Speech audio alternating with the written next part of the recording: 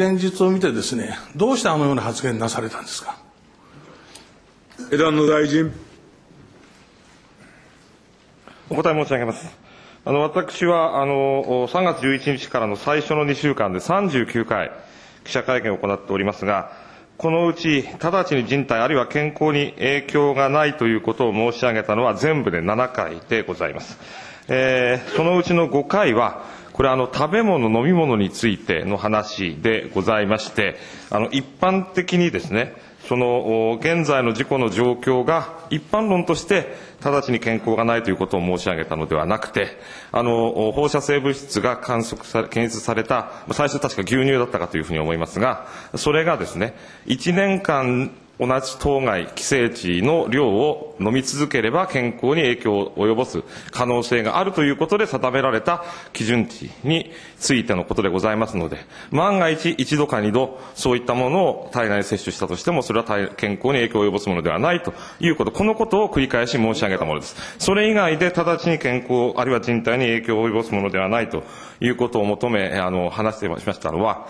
一箇所、非常に、結果的に北西部が放射線量高かったわけでありますが、ここに高い放射線量が出てきたことについて、これが長時間を滞在するということではなくて、短時間で影響を与えるような放射線の量ではないと。したがって、今その周辺地域の放射線の量を、モニタリングを強化をして、そして、そういった地域に長い時間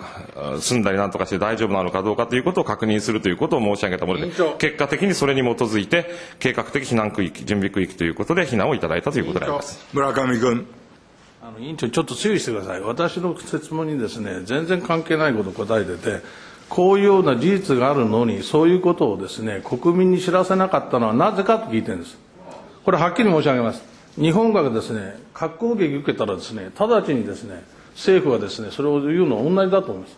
内容もほとんどそれに匹敵するような大事なことなんです。それでもう一つ、枝野さんにお伺いします。アメリカ政府は直ちにですね、事故の直後に協力の要請を申し入れしてきたんですが、なぜ菅さんとあなたは断ったんですか。それからもう一つ聞きます。アメリカが協力を申し出てきたときに、どういう協力をするということをおっしゃってたのか教えていただきたいと思います。枝野大臣。まず2点目から申し上げますが、少なくともアメリカからの協力について、私が協力はいらないというような趣旨のことを申し上げたことは一度もございません。それから具体的なことについては、これは実務ベースで専門家同士で詰めてくださいということで、専門家同士でお話をいただくという場を作るということにいたしたものでございまして、それ以外のことは私は直接関知をいたしておりません。それから、結果的に、事後的に、何月何日にどの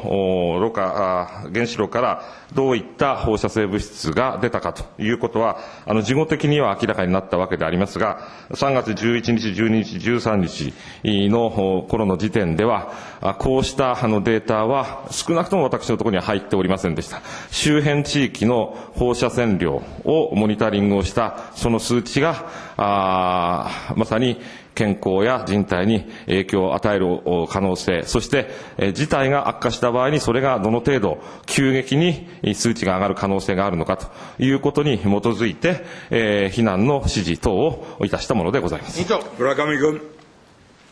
それでは全く話にならないですね。まず最初にお伺いしたいのは、私の友人にですね、奥さんがフランス系企業に勤めている方がいます。私の友人からはですね、もう3月のですね、この13日から15日、もうフランス大使館からですね、全大使館員は関西生逃げろと。そしてまたフランス系企業のですね、従業員も関西生逃げろだ。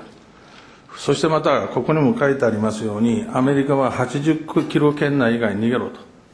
ただ、アメリカ大使館がそういう指令を出したらですね、全国民が東京から名古屋、大阪に向けて大混乱になるから、このメイヤーさんが言ってるのは、それはその日本とですね、アメリカの友好関係を害することになるからできないということでですね、押しとっても大好きない。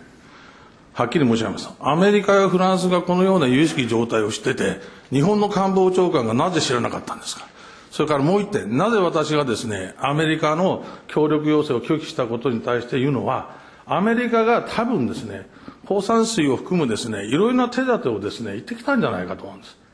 これははっきり申し上げます。今回のですね、事故を起こしたこの国はですね、やはりこの経験則をですね、世界の共通の経験則とするために、徹底的な原因の究明と、その対策と、そして安全策をですね、きちっと明示しなきゃならない。残念ながらですね、7ヶ月、8ヶ月経ってですね、一切原因究明に対する努力もなさなければ、それに対するですね、明確なですね、情報も発信されない。さっきも出た TPP と同じですよ。全然ですね、本当にですね、出さないでですね、判断しろとしてもですね、TPP の参加にしてもですね、この原発のですね、安全基準にしてもですね、どうやって判断するんですか。もう一度お伺いします。官房長官たるあなたが、アメリカからの協力要請の中身を知らないとすれば、アメリカの協力をするという中身は誰が知ってたんですか。枝野大臣。繰り返し申し上げますが、私のところには、アメリカからも協力の要請があるし、で、私どもの方から、私や総理の方からも、米軍などにも最大限の協力をしてもらえというようなことを、危機管理官であるとか、あるいは保安院であるとか、そういったところに指示は下ろしましたが、協力を拒否するような話は一切していないということを先ほど答弁申し上げたことでございます。暗した緊急事態でございますので、すべての、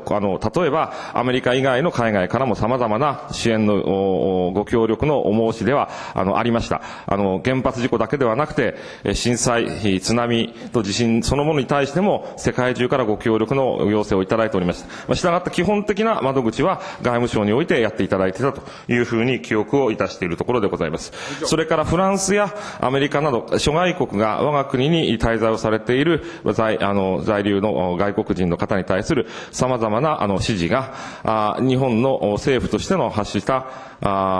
非難の指示等よりも広い範囲で行われているということは承知をいたしておりましたが、それぞれについてどういった根拠であるのかという具体的な根拠でこういった非難をする必要があるというようなことについてのお話はございませんでした。私どもとしてはその時点で知り得た情報に基づいて、なおかつその時点の情報だけではなくて、さらにこれが急激に悪化した場合の可能性も含めて健康に被害を及ぼさないようにということでの非難の指示等を出していたものでございます。それからその後の検証についてでございますが、政府として把握をしている事実等については全て公開をするようにということは一貫して指示を出しておりますし、それについては出してきているものというふうに思っております。これに対する分析の政府としての最終的な見解については独立性を持った第三者委員会で今検証していただいていると思っておりますので、ここは独立性が重要でございますので、政府としてその進行状況について、